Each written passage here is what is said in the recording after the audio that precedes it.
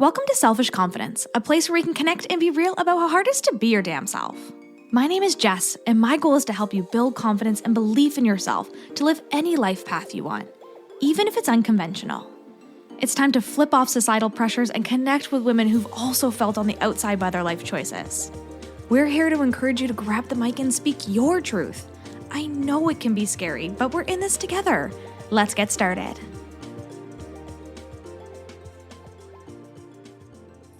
Hello, and welcome to this week's episode of the Selfish Confidence Podcast. It's Jess here, and I have another Jess with me, which is really freaking exciting. Welcome, Jess Uyeno. Thank you so much. Yeah, the Jess panel continues on the podcast. The Jess saga. I actually have interviewed like everyone who's going to be on the panel, and I feel like it's been like a Jess. It's just a theme. The Jess lately. Yeah, welcome to the Jess party. It's a good time over here. Yes. We'll just really show you how to have a name that isn't Jess, but like embody our energy. Yes, embody the energy of the Jess. We were actually saying right before we hit record, like how when our parents picked this name, they didn't know how popular it was. Like they just had like a book. Like there wasn't the internet to search like most popular names. So like they didn't know what they were doing. They just are. I know. For all the people out there that have some subtle resentment towards their parents for picking like a number one name. I know for me in particular, I went to a big high school and my 10th grade history class had 7 Jessicas in just the history class alone. Whoa. And I was like, yeah, that's like a name on another level. Like when in doubt, the teacher was just like, Jess. And I was like, what? But I have come now that I'm a parent and I have named 2 children and I understand the pressure of it. I'm like, I give my parents some slack now. I'm like, they just like the name. That's it. Yeah. It's a cute name. Yeah. And obviously everybody liked it. So they did. Yeah. Right. Can't be that bad. No. Yeah. It's just so interesting to think of it like that too, because we can be so resentful, but no, Jess is a great name. We got some good power over here. So Jess, can you tell us about you and where your story got started? Where did my story get started? Wow. I know, hard question, right? It can go back to wherever you feel right now is what's on your heart to share. Sure. Okay. So I guess when I think about my life, I think about it in almost a couple of complete lives that I've lived. I feel like I went to college and I went to college in Boston at Northeastern University. And while I was there, I decided to study abroad. And that was a really pivotal moment. I think a lot of people can relate to that. I mean, travel is just such a life-changing experience, especially if you go not just for a vacation, but you go and you really kind of immerse yourself in the culture. I went to Sevilla, Spain, and I just knew, I was like, wow, I feel like I was almost plucked here from birth. And I just like came home. It felt just culturally very much my vibe, my speed. It's a romantic place. It's, I think of it as like a timeless place. Traveling there is not like traveling to another place. It's like traveling to a place in time. And it's very just patient and present, and it's a beautiful place. And so I ended up being like, wow, how do I just make my life so that I can be here? And I created a co-op, which is like an internship with my college. And I moved back there after my study abroad. And I was like, you know what? What's even cooler about being here is that they don't really speak that much English in Sevilla. I think now it's globalized quite a bit more since I was there. But I was like, I really want to be fluent in Spanish. So I made that my whole mission. And for the next couple of years, I moved to Peru. When I was back in the States, moved to Miami and just decided I'm going to speak Spanish every day. And I'm going to be a fool and sound silly until I sound fluent. When you start learning a language as an adult, I think you have to be willing to just sound ridiculous and to fail and to, like look foolish. I think we're often so interested in avoiding those feelings of feeling silly and feeling foolish and failing. And I have found that everything great in my life that I've achieved or accomplished has come from my willingness to experience those types of negative emotions. And yeah, and so I moved around quite a bit, took whatever jobs would allow me to continue to stay immersed. And then I decided, you know what? Like I've learned all these things, I've met all these people. I feel like I want to talk to people about what makes them happy. So I decided I want to be a happiness scientist. And I totally made that term up. And I was like, I'm going to create some experiments based on what people keep saying that makes them happy. And then I'm going to have people do the experiments real time and get the feedback and get the stats. I'm going to write a book. So I started this blog, and this is back in 2014. And I never ended up writing the book because I just fell in love with engaging with people in this way. And I ended up doing this type of experimenting, leading to an experiment on happiness and in relation to your health and your body, led me to becoming a fitness coach, which shortly after that led me into the psychology of motivation and understanding what makes people tick. I really enjoyed the business side of being a fitness coach and helping other people start that journey for themselves. And I ended up finding life coaching and business coaching. And yeah, that has led me to where I am today. I'm a life coach and business coach for women entrepreneurs, but I think that term is so vague and so broad that it means something different to everyone. And my personal mission is to help women specifically make more money, but really with the goal of having more time as they do it. I'm a mom. I, at one point, was a single mom, and I just kept feeling like it's one thing or the other. Either I can have a lot of money or I can spend time with my family and with my kids and doing the things that I like to do, like, which is more important. And this dichotomy made me feel really trapped and stuck and resentful of like the systems. And it wasn't until I realized, okay, well, what if I just entertained for a second and like, what would that look like? How could I have both? And I've created a lot of systems for entrepreneurs to help them make decisions to help them have more time as they're scaling their business. I love it. I love the concept of being able to have both. I don't know if you're familiar with the human design world, but for someone like me, I'm a projector. And so I don't have the same energy as someone who has like generator energy that can go, go, go. Like our whole culture is based on that hustle. And I loved earlier when we were chatting too, you talked about the balance of like, I work hard, but I also play hard. Like when I'm off, I'm off. And I think that's really hard in the entrepreneurial space to do it, especially as women, because we feel like we have something to prove. Yeah. Because we're always just like, well, the world told us we couldn't do it, right? They're still telling us to this day a lot of times that we can't do it. We can't keep up. We can't do both. But I love that you're a beautiful example of someone who can and teaches women that they can have it all and do both. Well, you're so right, because I think that was where I was stuck for a while, was like, oh, the world has socialized women to be this. It was this very like stand up for myself era that I was in. I felt like I was constantly having to like defend my position to my family about why I wanted to be spending my time working. And then when I was with my family, I felt like I had to defend myself to my clients or to, you know, I don't know who that I need, like to the social media world that like, okay, I'm here, but I'm not really here. So just don't be mad, but I have to take this time for myself. And it just felt, it felt like my dukes were up all the time. I don't know how else to explain it, but like I really felt exhausted just because, and I think my clients come to me, their biggest problem is that they feel like when they're working, they're feeling some sort of guilt or pull or thoughts about their personal life. And when they're in their personal life, they're thinking about their work life.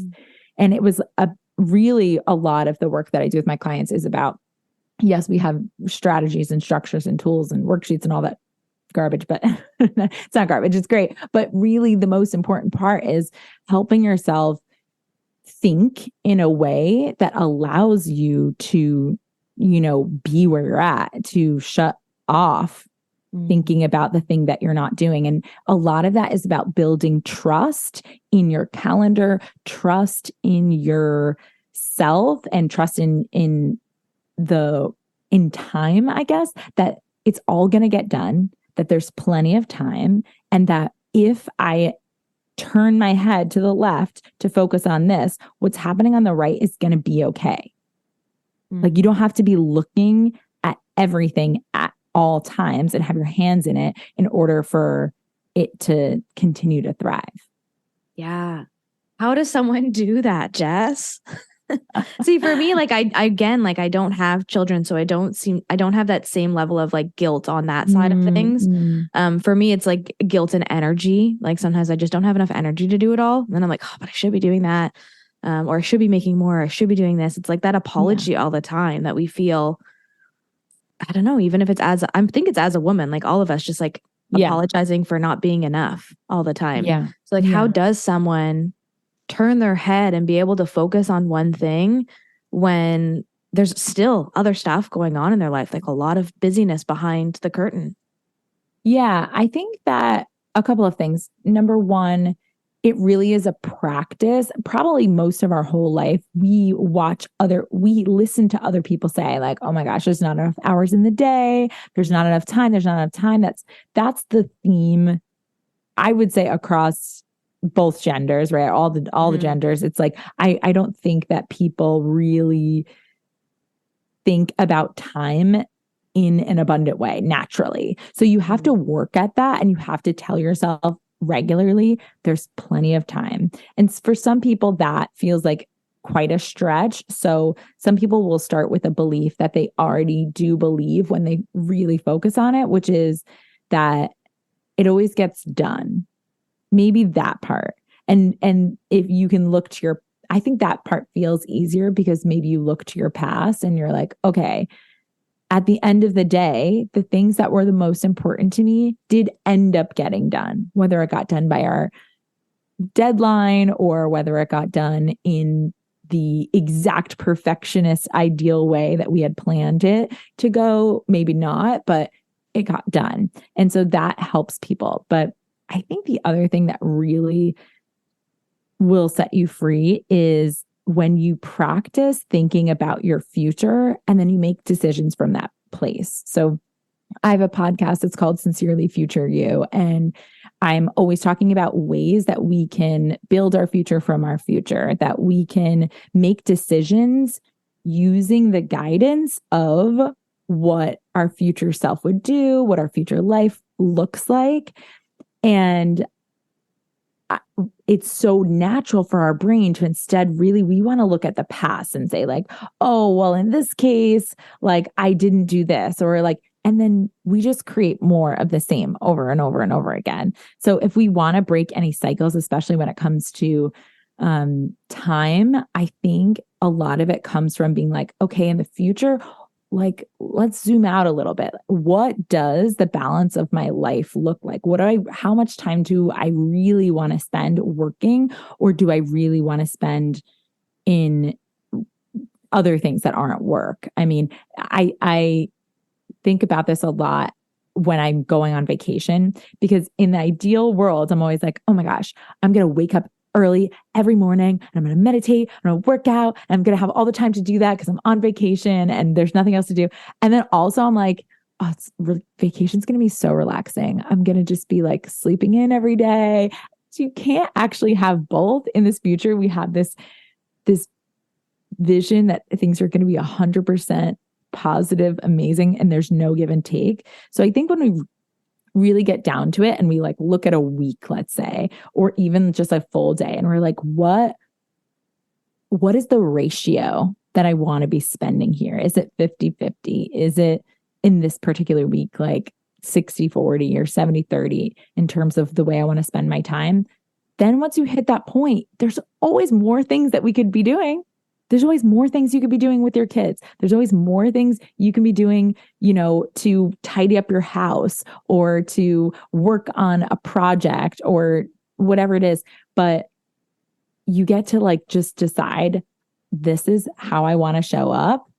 And then when you get there, let the experience be 50% negative emotion. Like allow it to not allow there to be room for you to say like, oh, and I could always do more. And I will, because there's plenty of time and it's all going to get done and I will figure it out. Like the mantras that need to be there underneath the surface, kind of check in with yourself and just see like, what is your go-to? Or do you say all of the time, like, I'm so busy, or there's not enough time, or whatever it is? Busy is actually an optional emotion that comes from thinking about things in the capacity of there not being enough time. If there's plenty of time, it's like, oh, you're not busy. You're just doing things. You're just doing all the things that you want to do. You're just kicking ass and taking names. That's another way to say that you're busy, but it doesn't feel as frantic, right? Yeah. So I think the language really, really helps in getting started. Yeah. And the badge of honor that comes with busy, like success, people think busy equals success. That's something that I grew up in, a hustle family who are business owners who work really hard, still work really freaking hard. And that's just the energy that I grew up in. So once I went to university, I moved away from home. That was probably the best thing I've learned in this personal development journey, is that I didn't have to be busy. And especially too, since learning I'm a projector, that's really helpful. But I never enjoyed that energy. But that in my family and in society equaled success, equaled love, equaled so many things, right? And that's probably the best thing I ever learned, was just like, you don't have to be busy. You can still be valuable. Like, yeah. And I think also like productive was that trigger word for me. Like I like to feel productive. That's definitely my tendency. I also grew up in a family like yours. Like we're like always doing something. Like, what are we doing? Whether it's personal or my parents are real hard, like work hard, play hard. Like they play hard, but they just like don't sleep. They just like work and then they play and then they just like, never rest whatsoever. And I really, really cannot live that life. Like I need just I value rest. I'll put it that way. And I think though with maternity leave, that was hard because when you have a baby, there's no such thing as productivity. Your job becomes like feeding and changing and like cleaning the same blocks up over and over and over again. You clean something up, they pull it out, they knock it over, you clean it up, they pull, and then suddenly like the day's over and you're like, what did I do today? And there was no productivity. There was no moving forward except you're helping another child, another life move forward. And I would be sitting nursing my child and feel this strong sense of like, oh my gosh, like all like life is passing me by. It was just it didn't feel great. I didn't have like an initial amazing feeling towards the earlier stage of motherhood because of my strong sense of self, and my identity was so wrapped up in who I was when I was being productive. And so I think it's a good question to ask, right? Like, who am I if I'm not producing anything? Who am I if I'm not doing anything? If I'm just like being?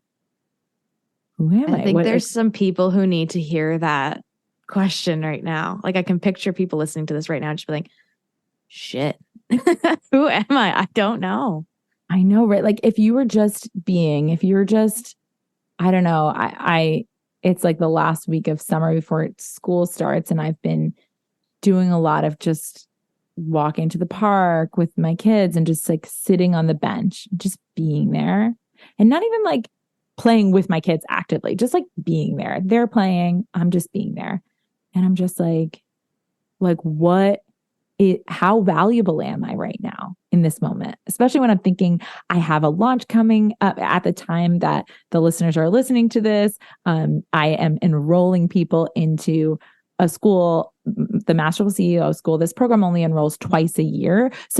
So much of like my time, I do tend to think about that and about like, okay, what are the numbers and what's happening here and how can I help people get enrolled? And then also, though, you can't just be go, go, go that whole week. You need to still rest. You need to still, eat and pee and sleep and those human things that we need. And so am I just resigned to feeling lazy and terrible and guilty during those moments? Or can I find a way to feel really connected and valuable just for breathing? And am I allowed? I love the title of your podcast, right? Like selfish confidence. I really think it's like, can I say out loud, I'm just valuable to the world just breathing? And do I believe it? And if not, how do I get there? Like, what are the steps? Because that no matter whether it's with kids or whether it's with your house or whether it's with, working out or whatever your goal is, there's going to be the white space where you're not doing or you're not even able to do. And can you, instead of like grin and bearing it, be like, this is just as valuable. I think sometimes I'm like with my kids and I'm doing something with my son. Like if I go and do like a class project and it's like so frustrating, you're like teaching the kids how to like cut down the line and they're like, don't care. And they're running around and you're like, what am I doing here? Like, what's the point of this? Sometimes I can get like that. And then sometimes I'm like, this is equally as valuable to my business, because if I don't take this space, I'm not going to be the person that can come back refreshed. Or if I don't take this space with my son, at the end of it, what am I teaching people how to do? I'm teaching them how to run businesses like just to make money and then do what? What's the point? Right? So or just to burn out. Yeah. Opposites. Like I make money or I burn out. Like it doesn't seem like that great of a option either. Yeah. I mean, the burnout thing is such a good point, right? Because it's like, people are like, no, you don't understand. Like, I don't have time for rest or for breaks. And I'm like, what that creates though, when you look at your goals or when you look at your calendar, when you look at your schedule, it creates this thing where you eventually do have to take a break, but it's because you need to, instead of because you were what I call a masterful CEO who is making decisions about their time and about their money in advance. Like you're deciding like, okay, like, and this is when I'm going to rest and I'm going to rest and I'm going to put my phone down and I'm going to connect with my kids, and not being like, and then I can get back to it. It's like, and also like, this is all a part of it. This is going to help my business resting. It's going to help my life. How does someone become like a confident decision maker when they're looking at their future self? So just like your podcast, Sincerely Future You, I'm looking to the future and I'm like, that girl, she's making some good decisions. How do I confidently make decisions, both for my business, both for my personal life, for who I am, for rest? Yeah, I think that the first thought error that I want people to notice if they're having is that they need to make the right decision. I think part of being a confident decision maker, as you would call it on the show, I call my clients like advanced decision makers. I think part of it is being really efficient. And the other part of it is being clear that you're just going to make as many decisions as it takes until you win. So being a confident decision maker to me means seeing if you have the thought error that there's a right decision. There's no right decisions. There's only the decisions that you make right. There's only the moments when you are evaluating and you say, oh, this worked or it didn't work. Why? What am I learning? And then I make a new decision. I think people have this idea of like the pressure of a decision, especially we call things big decisions and little decisions. And the further along I get in my business, the less I use the term a big decision. Like I made a decision to spend $25,000 in 3 days. I'm I found the thing that I like wanted to invest in. I saw the investment amount. I was like, I've never spent that amount of money before. What do I think this is going to create in my business? The other part of it is asking high quality questions. So when you're thinking about your future self, an example of a high quality question is looking into my future and saying like, this is the place where I want to go. Do I believe, is my best guess, that making this decision will get me closer to that future or further away? That's a high quality question, because it's not like, oh my gosh, $25,000, that's a lot of money. Do I think I can do this? Looking to my past saying like, well, I've never done that before. Well, I don't know if it's going to work. I don't have any evidence in my past to know that I could make an investment, make that investment back. Of course I don't, because I've never done it before. But when you're asking questions and then looking to your past for the evidence of whether or not you can do it or not, you're trapping yourself in this cycle of never really having breakthrough growth. Because breakthrough growth comes from you aligning with a version of you that you've never been before. And when I think about my biggest shifts in my life, when I think about being a single mom to my son and being like, wow, like I have no money. I want to make money. Like I knew the places where I wanted to go, but I was pretty vague about it because I felt like I couldn't be specific because everything felt so far away. And if someone's listening to this right now and they're like, oh, well, it must be nice to make decisions from a place where you're already kind of in the business and thriving. Like I remember when things were not thriving, I did not have clients. I would get a client and then another client would finish. And then I would get another client and another, and then something else would happen with my son and I would have to cancel something. And I just felt very stuck. And I knew that there were communities I wanted to be a part of. I knew there were investments that I wanted to make, but it just felt like nothing in my past gave me the route there. Instead, I was like, what if I believed that something was possible with zero evidence that it was?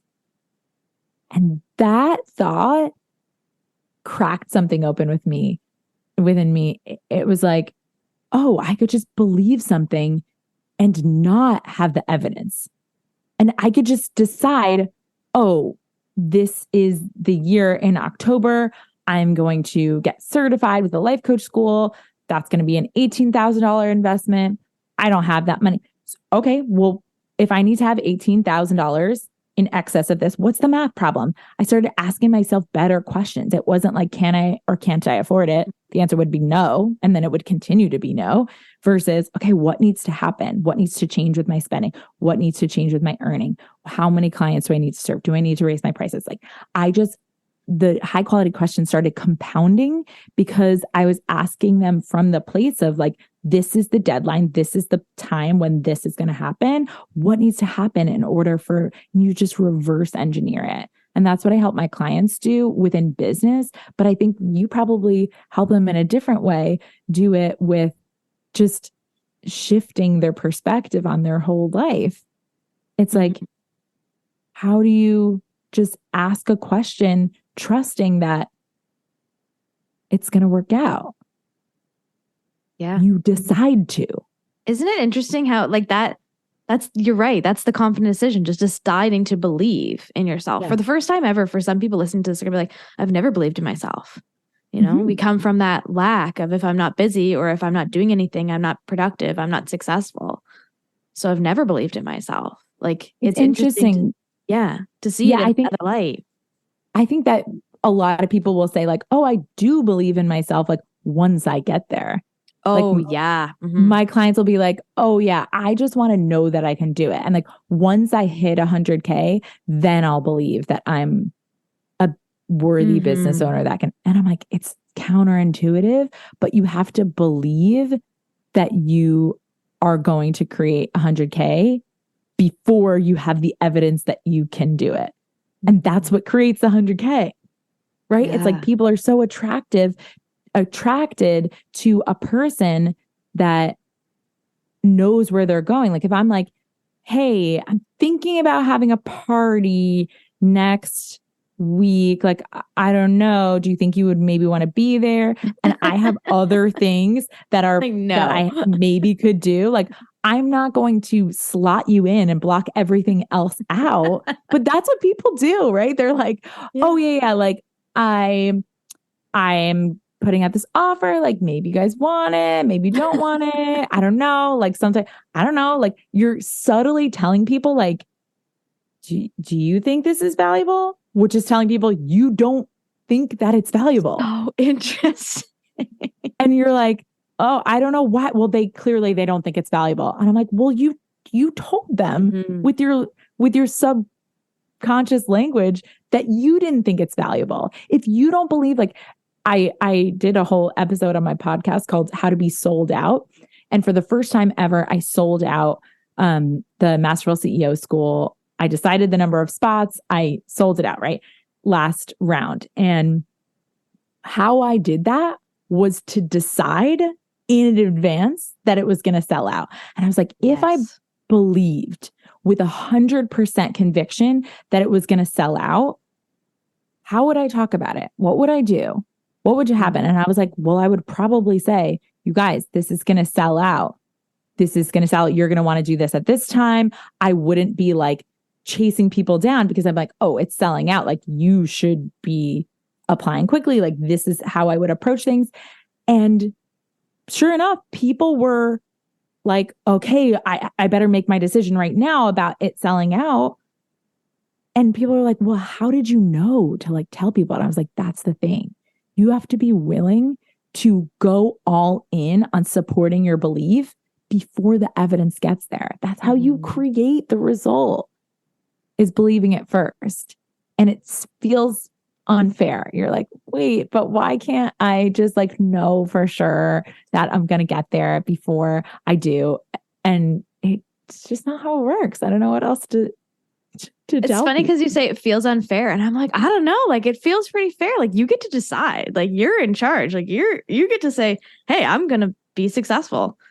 Yeah. And you are, like, and I know someone listening to this right now is a pessimist and they're like, yeah, okay, easy for you to say, blah blah blah, but like, neither one of us started this journey with really much, right? You just get a mic and you just start a podcast, you get a website and you start a business, right? It's just like that. It's obviously there's more to it, and Jess can teach you that with her Masterful CEO course. But like, we didn't have anything when we started. You just know, and it might be all you have is that fire in your belly, like that little like knowing for more. For me, it was a whisper. Like, I just had like this whisper in my ear, like, do this, and I'm like, you're crazy, okay, and you just go for it. I don't know. I can't explain it. It's just a belief. The other thing that I also like to tell people, and I think that this sounds like negative, but to me, it just feels very neutral, is like, there's no route to getting to where you want to go without failing like a million times before you get there too. So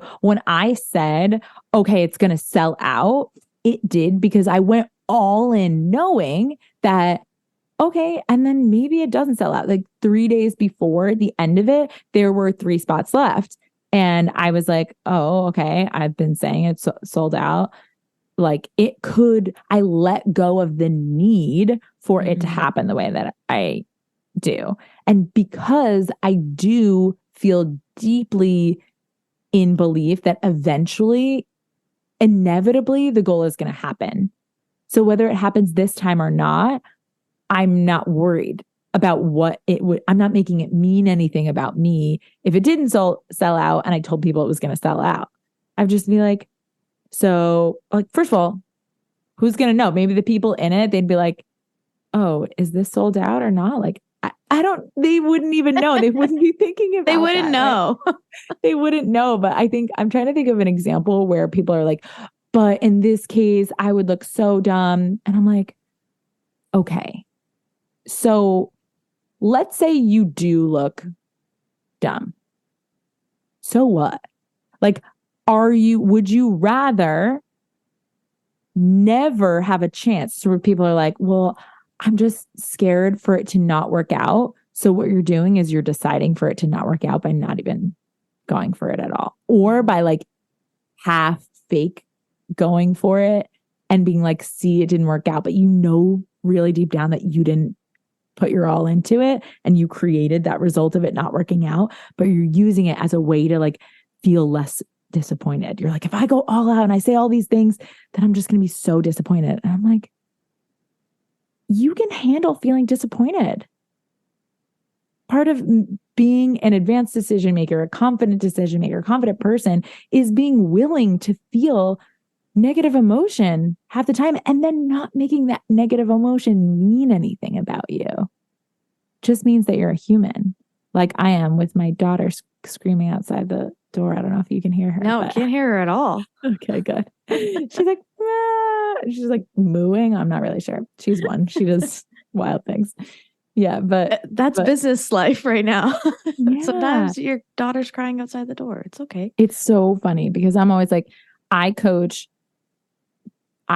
people into the best CEOs in the world. I really believe that. Like, we have a system that works. People go from being entrepreneurs and feeling like a little bit like just a tactician, the person that's like a really good florist or a really good photographer or a really good whatever. And then they come in and they feel so confident with their decisions that they're able to like build a big life that they're not resentful of. That thing we were talking about when you're like, sort of like, oh, you know, I had to do this work thing. You don't have to do anything, right? You get to create the calendar of your dreams. You get to create the life of your dreams, the offers of your dreams. But doing so does require that willingness to feel human and then not use it against yourself. I love it. Yeah. What a beautiful way of looking at it. And I have that same concept. Like I do believe. And sometimes I feel like a weirdo. I feel like the outsider because I just like, it's natural for me to be an optimist. Like I'm just like optimistic about everything. And I know that's not everybody's natural way of being. So sometimes I'm like, does my coaching work? Like I'll question it because I'm like, it's just me. Like it's me. It's so natural to me. Sure. But I think it is. It's just building that belief in yourself and putting behind you some of those negative thoughts that we have that it's not going to work out. Like it just, even if it doesn't come natural. Yeah, it's interesting when you keep saying like come natural. I think people, all that means is that you've practiced the thoughts over and over and over again. And so for you, your brain has made them like the first thought that your brain suggests to you is a positive one because it's a practiced habit for you. So it's like it's gone from conscious to subconscious. Mm-hmm. And that's amazing. Some of us grew up in environments like that, or we were in environments like that young. So before we had to condition ourselves, it was our natural conditioning. But like even you're positive, I would say I'm also naturally positive, grew up in a very positive household. But like I grew up with other things that weren't quite as, innate or natural for me. And I have to work on those. For me, those things are organization. It's not natural, was not natural to me. And now it is natural to me, so much so that I teach a method for scheduling and a method for money management that we call masterful CEOing and systems, because I was so eager to be like, okay, well, the future version of me that wants to run a 7-8 figure business requires that I get my shit together. I don't know if we're allowed to curse on this. You podcast, can curse, baby girl. That I had to, get it together. And I was like, all right, I could either be like, well, it's not natural to me, so guess I can't, or guess I just have to keep this. Well, if being positive is not natural to someone that's listening right now, so what? You get to decide how you want to think going forward. You get to decide future me is naturally positive. Okay, what needs to happen now in order for you to launch yourself into a place where it becomes natural? I have a process for believing new things, because when my clients are going from being an entrepreneur to being a masterful CEO, they have to believe different self-concepts about themselves as a people pleaser or a delegator, or all of these things that might be there that they have to overcome before the systems will ever work for them. And it's an actual process that you can practice for 30 days to believe something new. But the middle part of it, I would say, like, literally from like day 7 to like day 25, you feel like you're coming apart at the seams. I don't know how else my clients call it like feeling really alive and really terrible, because your brain really loves to feel like it has a defined self-concept. Like the things that we say, like, who are you in the beginning when you were like, oh, like, who are you? What's your story? Where does your brain go? We are selecting and choosing what parts of our lives to highlight. I chose a bright and fun and what I think of as like interesting way to describe my life, but I could have just as easily been like, oh, well, I got married and I didn't, and then my business wasn't really like working out, and so I moved back to New York, and I got divorced, and then I was a single mom, and those are all facts that were a part of my life. But like, we get to choose what I believe, what you believe about yourself, and what you choose to include in the story that is your whole life. And that shapes the decisions that you then make, because you have defined what's possible for you, what's easy for you, what's natural to you. And then you're more or less likely to take the steps that you need to get it done, to get to that future version of you that is in some way different from who you are today. Yeah, I love it. I love even just to think of it as it's something I've learned along the way. Like, what a beautiful way to not downplay your skills that you have and what gifts you have. So I love that, Jess. Can we talk for a second about Empower Her? Yes. Next week, we're going to be in the same room where I'll finally get to hug you, and all the Jesses will come together and they'll sing their song. You guys, if you just look up into the sky on September 23rd, you'll probably see a beam of light over Denver, Colorado. That will be the Jess powers. It'll just be a big J in the sky. All the Jessicas coming together. Are you excited for this event to finally be happening? Yeah, I've always, so I'm sure your audience now is familiar with the name Keisha. Are they? Because you had other people? Maybe they might hear the name.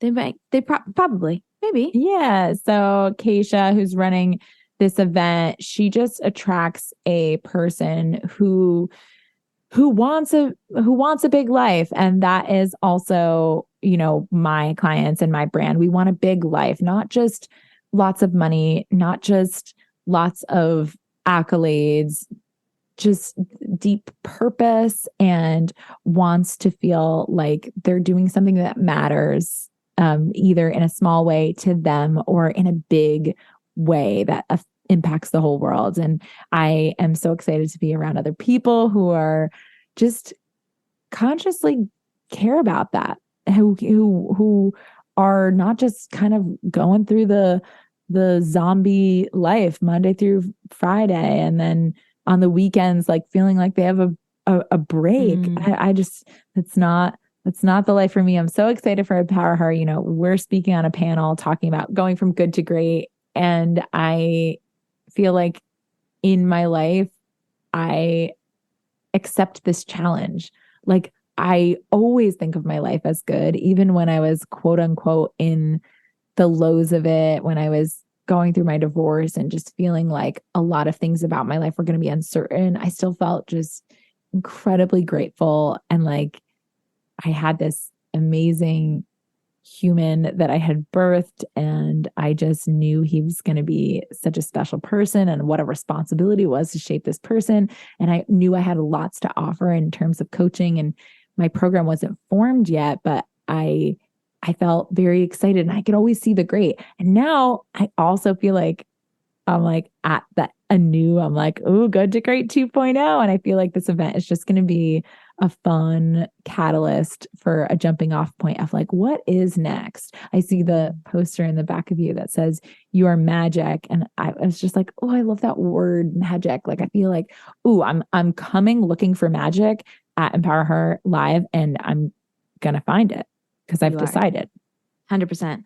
You 100%. Yes. You are going to find it. It's just, I love that decision. I always walk into these events not knowing what I'm going to get out of it, but knowing that something is going to come out of it. And I think that's like a really just like a magical way of going through life. It's just always thinking like something good's going to happen today. I can feel it. Yeah. And that's going to be sweet. So can you tell our listeners where they can connect with you online and where they can find you, where they can check out things about the Masterful CEO? Yes. So I am mostly hang out over on IG at Jess McKinley Uyeno. It is like a mouthful of a name. We talked about this before we signed on, but I was married, divorced, remarried, and my kids have different last names. So I kept them both. So I am at Jess, Jess, McKinley, McKinley, Uyeno, Uyeno. And then also you can check out, if you're a podcast listener, which I know you are because you're listening to this, I have a podcast called Sincerely Future You on all the streaming platforms. And we just, especially if you're a business owner, although the concepts we talk about aren't just applicable to business owners, but I do help business owners think about their life and their future from a very holistic point of view of having a big life in both business and your personal life.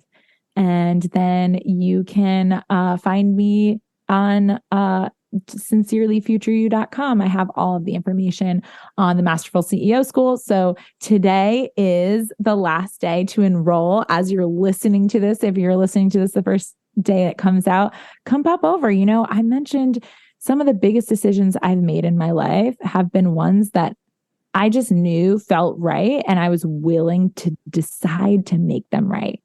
And I think that that's like a really cool thing to just leave you guys all with, is like, stop giving away so much of your control over how things go. You get to just decide, if I'm making an investment, I'm going to make sure that this returns. If I'm making a decision to like go and take this trip and travel and have this vacation, I'm going to make it a kick-ass vacation without over, controlling exactly the way something's going to happen. Just decide that it's going to be great. It's going to be magic. So I am one of those people that responds to all her DMs. I love to hear from people. So connect with me over there. Let me know what's up. And if you're feeling ready for the next level of your business, definitely join us in the Masterful CEO School. It is for people already with a pretty established business. But if not, I also have something called the Splash Pad, where I help people work on their time management and money management at the beginner level, where you just are starting an idea. So there's that too. Amazing. Awesome. Thanks, Jess. I have a couple questions I ask every guest that comes on the podcast. Ooh, let's do it. You ready? Yeah. Okay. Rapid fire. Let's do it. Well, like rapid fire, but you can give it some thought if you need it. It's okay. What is your favorite compliment to receive? This made me think of you when people send me something about happiness. I think it's been the greatest accidental and intentional branding I've ever done, is to make my name and my brand synonymous with happiness. Oh, that's nice. Yeah. Yeah. What is your favorite thing to do to boost your mood when you're feeling grumpy?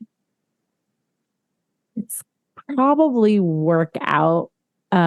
It's probably a basic answer, but for me, I know that if I'm feeling grumpy, it's usually because there's not enough blood flow to my brain, and I'm a pretty positive person. So like, I do all the mental things, and if something still ain't working, it's probably because I just need to go for a run or get my heart pumping. Mm-hmm. Nice. I love that. Do you have a song or a quote that boosts your confidence? Song or artist of the moment right now is Tony Jones. Not even a particular song, but she's kind of like a spoken word poet who speaks over like affirmations over these really nice hip hop beats. And I really am enjoying her right now. Amazing. Awesome. Well, thanks so much, Jess, for being here and for sharing your light and your truth with us. Can't wait to hug you. Very, very soon. Thank you. I know. So soon. 1 week. 1 week. What's up, sis? I am so glad we could hang out today. If you love this episode, send it to a friend or share it on your social media and tag me so I can personally thank you for helping me sprinkle some confidence in the world. And don't forget, you are magic. Let's show the world your shine.